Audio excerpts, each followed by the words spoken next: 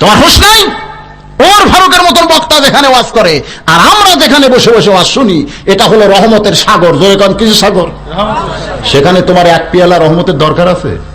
তুমি অযথা সালাম দিবার চাও কেন? তোমার আমরা নিচ্ছি না, তোমার উচিত হলো চুপ করে বসে যাওয়া।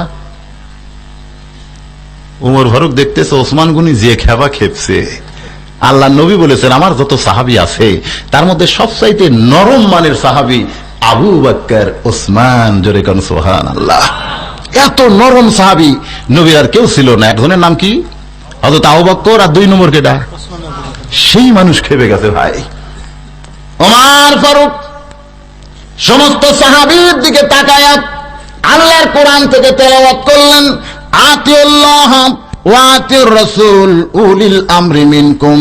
সঙ্গে সঙ্গে ওসমান গনি কাঁপতে কাঁপতে বসে গেছে। কোন সুবহানাল্লাহ। ওমর ফারুক বললেন না, বাবা ওসমান বা ভাই ওসমান